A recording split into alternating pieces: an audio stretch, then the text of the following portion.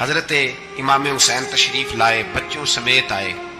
حور بن یزید ایک شخص تھا، حور بن یزید، بچے ساتھ ہو، صحرا کا علاقہ ہو، تپتی ہوئی ریت ہو، اتنے کٹھن اور سخت حالات، چاروں جانب موت ہی موت، دور دور تک اپنوں کا نام و نشان کوئی نہیں، اور اکیلے فیصلہ کرنے والے امام حسین، باقی سارے بچے ہیں یا عورتیں، سارے بڑے اکیلے۔ 19 لوگوں کو ایک بار میں حضرت ایسے ہی تماشا بنا دیا ہے۔ مظلوم تھے وہ تو رو رہے تھے، ہر مقرر یہ کہہ رہا ہے کہ وہ تو بار بار کہ ابا پانی مل جائے، پانی آ جائے، ترس گئے۔ خدا کا خوف کرو، یہ دلیر لوگ تھے، ان کی باتیں آج بھی پڑھ کے دلیری پیدا ہوتی ہے، دلیری پیدا ہوتی۔ ایک ہاتھ کٹا، دوسرے پہ مشکیزہ، وہ بھی کٹا۔ دیکھ لو میں پس منظر پہ ہوں ابھی تک، میں بتا رہا ہوں کہ جہاد کس کے خلاف تھا؟ ظالم حکمران کے خلاف، ظالم کافر کے خلاف نہیں، مشرک کے خلاف نہیں۔ حضرت امام حسین رضی اللہ تعالیٰ عنہ نے ہر جگہ ایک ہی بات کی کہ یزید شرابی ہے تو بچے کٹوا دوں گا، شرابی کو ووٹ۔ یہ ایک نہیں، ہر کتاب میں یہی لکھا، ہر کتاب میں، اور ہر مسلک کی کتاب۔ یزید چونکہ مجرے دیکھتا ہے، رنڈیوں کا ناچ دیکھتا ہے، بچے کٹوا دوں گا، اس کے ہاتھ میں ہاتھ۔ امام حسین نے فرمایا چونکہ اللہ کی حدوں کو توڑتا ہے، حقوق اللہ پامال کرتا ہے، حدود اللہ، بچے کٹوا دوں گا لیکن اس کے ہاتھ میں ہاتھ۔ سارا دن خود مجرا دیکھنا اور 10 محرم کو 2 دیگیں پکا کے حسینی بن جانا، سارا سال خود گند مند کرنا، شرابیوں کے ساتھ رہنا، اور 10 محرم کو 2 آنسو بہا کے یاد رکھنا۔ میں ہمیشہ کہتا ہوں، پھر کہہ رہا ہوں، جس کے موبائل میں گندے گانے ہیں، گند دیکھتا ہے، شرابی کبابی کا سپورٹر ہے، ووٹر ہے، یا مجرے دیکھتا ہے، آتا جاتا ہے، وہ یاد رکھے قیامت میں امام حسین کا ہاتھ ہوگا، اس کا گریبان ہوگا۔ ہم سے نہ رقم ہوں گے قصیدے یزید کے، ہم لوگ تو حسین کے سیرت نگار۔ حضرت ہم تو چاہتے ہیں امت اکٹھی ہو جائے، لیکن جو بندہ نبی پاک کی ماں کو دوزخی کہے، حضور کے باپ کو جہنمی کہے، یزید کو امیر المومنین کہے، اس کے ساتھ اتفاق رائے کر لیا جائے، یہ مذہب ہماری سمجھ میں نہیں آتا، بالکل نہیں آتا، قطعاً نہیں ہماری سمجھ میں آتا۔ کیسے اتحاد کر لیا جائے؟ یہاں تو میرے بھائی جو ہمارے ابا کا مخالف ہو، اس سے اتحاد نہیں ہوتا، اور جو نبی پاک کے والد کو دوزخی کہے، اس سے اتحاد ہو جائے۔ کہتے ہیں جی وہ جی اتنی فرقہ واریت ہو گئی، ہم کس مسجد میں جائیں؟ 60 پارٹیاں پاکستان میں رجسٹرڈ ہیں جو الیکشن لڑتی ہیں، کبھی کسی بندے کو ٹینشن نہیں ہوئی کہ کس کے پاس جائیں کس کے پاس نہ جائیں، کبھی نہیں کو بولا کہ اب وہ بھی کھڑا ہو گیا، وہ بھی، کوئی ٹینشن نہیں۔ مذہب کی باری ٹینشن ہو جاتی ہے، اتنا بڑا مذہب ہوتا ہے بھائی، غلط بندے بھی آ جاتے ہیں بیچ میں، تھوڑا پہچان کے چلنا پڑتا ہے، صحیح کون ہے اور غلط۔ اور یہی تو ہمیں امام حسین نے بتایا ہے کہ مذہب کے اندر ہی تم نے شناخت کرنی ہے کہ بندہ ٹھیک کون ہے اور بندہ غلط۔ یہی تو کربلا ہے، یہی تو امام حسین نے بتایا، کفر اسلام نہیں، حق اور باطل۔ تو سمجھیے، درس یہ ہے، پیغام یہ ہے، پیغام یہ ہے، یاد رکھو موت تیزی سے آ رہی ہے، ہمارے ساتھ والے دائیں بائیں والے سب چلے گئے، اسی طرح نمبر لگے گا، ایک دن اعلان ہوگا۔ ضمیر کے قیدی بن کے زندگی نہ گزارو، بالکل نہ گزارو، یہ تھوڑی سی زندگی ہے دنیا سجن المومن۔ حق بات کرو، حق پہ ڈٹنا سیکھو، دین سمجھو، خبردار رسول پاک صلی اللہ علیہ وسلم کے دین میں ظالم، جابر، فاسق، فاجر کی کوئی گنجائش قطعاً نہیں ہے۔ حضرت عمر جب نعرہ لگاتے نا تو کیسر و کسرا کانپتے، سفیر آتے روم کے ملنے کے لیے تو کہتے جاؤ عمر نفل پڑھ رہے ہیں، ٹائم کوئی نہیں۔ ایک دن اندر میٹنگ ہو رہی تھی، حضرت عمر میٹنگ میں بیٹھے تھے، آپ کے بیٹے ملنے آئے عبداللہ ابن عمر، ابا جی اندر آ جاؤ، فرمایا دروازے پہ کھڑا ہو، میں ضروری بات کر رہا ہوں، اندر نہ آنا۔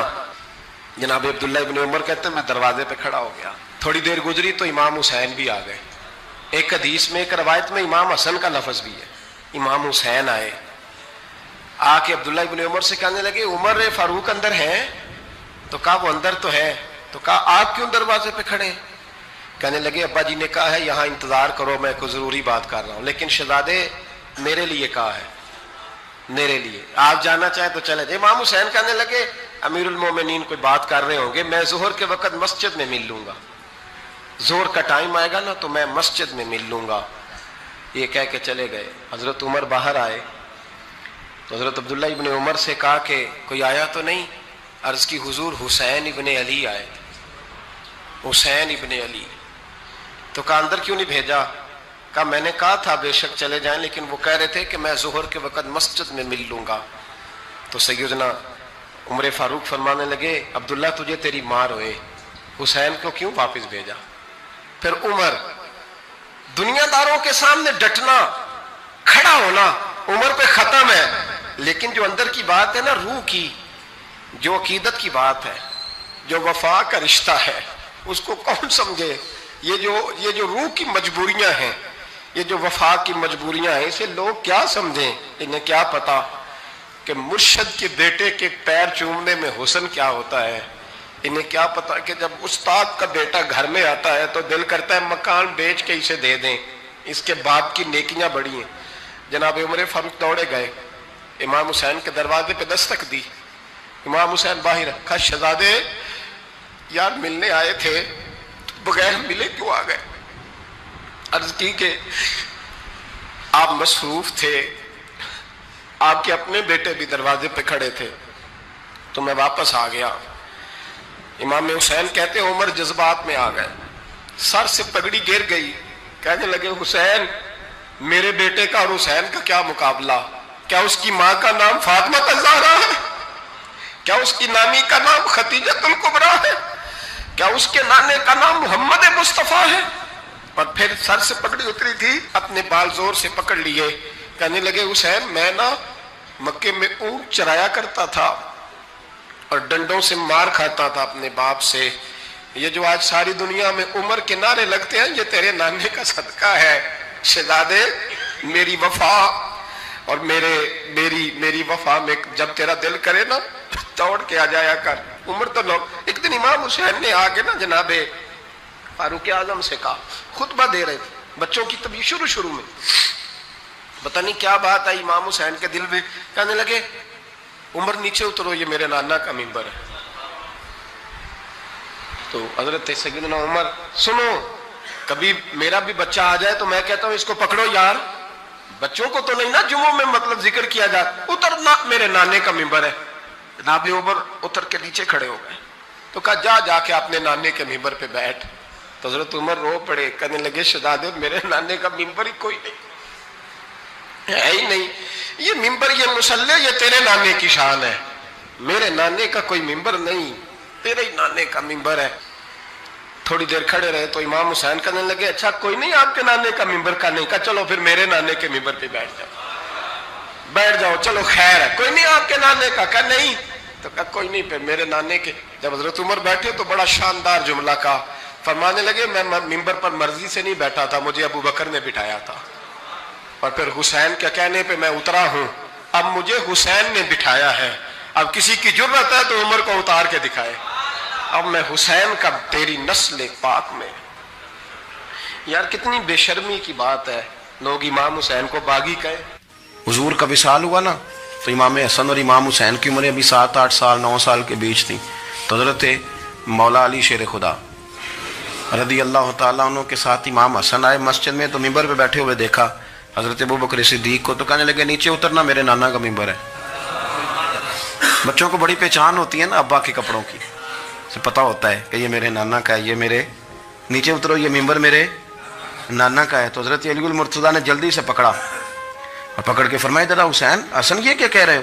اب دیکھیں نا بچہ یہاں کسی کا شور کرے تو میں آپ کو جمعہ چھوڑ کے بچے کی تھوڑی سنوں گا، میں کہوں گا کہ بھائی ٹھیک ہو گیا بچے کو لے جاؤ ذرا اسے پیچھے کرو، جمعے کے بعد بات کرتے ہیں. لیکن وہ تھے نا رسول اللہ کے نواسے، اور حضرت ابوبکر صدیق عظمت اور شان کو سمجھتے تھے، انہوں نے کہا نیچے اتریے میرے نانے کا منبر ہے. تو حضرت صدیق اکبر نیچے اتر کے کھڑے ہو گئے.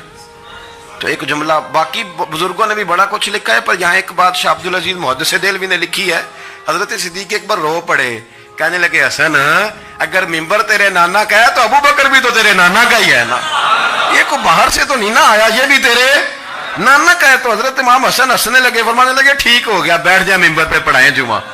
سمجھ آ گئی ہے بات کی، پڑھائیں جمعہ. آپ کی بات کی مجھے سمجھ آ گئی ہے کہ اگر منبر نانا کا ہے تو ابوبکر بھی تو انہی کا ہے نا جناب صدیق اکبر.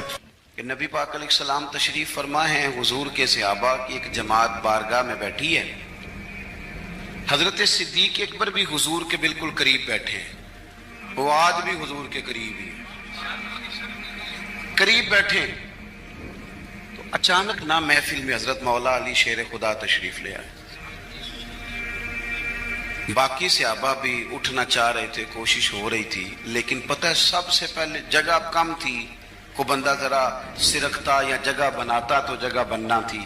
باقی بھی اٹھنا چاہ رہے تھے لیکن سب سے پہلے حضرت صدیق اکبر اٹھے. حضرت مولا علی کا بازو پکڑ کے تھام کے حضور کے قریب بٹھایا، خود ذرا تھوڑے سے پیچھے ہو کے بیٹھ گئے. اب بولا نہیں کوئی، وہاں لوگ کم باتیں کرتے تھے، وہاں لوگ بولا ہے پائے نظر ہوش میں آ یہ کوبے نبی ہے. آنکھوں سے بھی چلنا یہاں بے ادبی ہے، لباں تے موراں لگیاں بولن دی جاج بھول گئی، اوتھے زباناں تائیں کھولن دی جاج بھول گئی، تے جا کے مدینے اتھرو میرے سوال بن گئے. حضور کی بارگاہ میں وہاں کو بندہ بات کرے، اللہ نے پہنچایا سرکار کے قدموں میں، صد شکر میں پھر آیا سرکار کے قدموں میں. کچھ لمحے سلامی کو ٹھہرا ہوں مواجہ پر، پھر مجھ کو ادب لایا، پھر مجھ کو ادب لایا سرکار کے قدموں میں. تو حضرت کسی نے گفتگو نہیں کی، حضرت صدیق اکبر نے بازو تھاما اور لا کر کے نا حضرت مولا علی کو حضور کے قریب بٹھایا اور خود سائیڈ پہ جا کے بیٹھ گئے. کوئی بولا نہیں، بات نہیں کی. تب ہم تو باتیں زیادہ کرتے ہیں نا. جا کے سائیڈ پہ بیٹھ گئے اور کسی نے کیا تبصرہ کرنا تھا، نہ کسی کی جرت تھی، نہ کوئی کرنا چاہتا تھا، نہ کر سکتا تھا. تھوڑی دیر خاموشی رہی، پھر میرے کریم بولے اور حضور بول کے فرمانے لگے دیکھا تم نے ابو بکر نے کیا کیا ہے. اور پھر حضور فرمانے لگے عزت والا ہی کسی کی عزت کو پہچان سکتا ہے، فضل والے ہی اہل فضل کو پہچانا کرتے ہیں. میں ذمہ داری سے کہتا ہوں کہ مولا علی کی شان کو اگر سمجھ سکتے ہیں تو ابو بکر صدیق سمجھ سکتے ہیں، اور حضرت صدیق اکبر کا مقام اگر کوئی جان سکتا ہے تو مولا علی ہی جان سکتے ہیں. آج ہم ذکر کر رہے ہیں نا امام حسین کا. امام حسین رضی اللہ تعالیٰ عنہ، میرے جیسے بندے کی تو زبان نہیں اس قابل نہیں کہ ان کا نام لے سکے. کہاں سیدنا امام حسن اور کہاں سیدنا امام حسین اور کہاں ہم لوگ. ہماری حیثیت ہے، ہم تو یہ تو وہ لوگ ہیں جن کا نام ذریعہ نجات ہے، جن کا تذکرہ ذریعہ نجات ہے. یہ سارے اسی دریائے محبت کی نہریں ہیں جس کو مدینے والے محبوب نے اپنے دستے مبارک سے چلایا ہے. حضرت امام حسین رضی اللہ تعالیٰ یہ حضور کی اولاد پاک ہے. پیروں کو نا تھوڑی مٹی لگ گئی،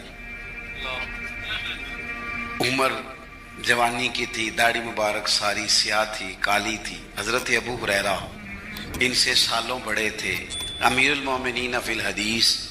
حضرت ابو ہریرہ نے دیکھا کہ امام حسین کے مقدس قدموں کو مٹی لگ گئی. کسی سے بھی کہا جا سکتا تھا ذرا امام صاحب کی توجہ کرانا، یہ ذرا مٹی اتار دینا، لیکن حضرت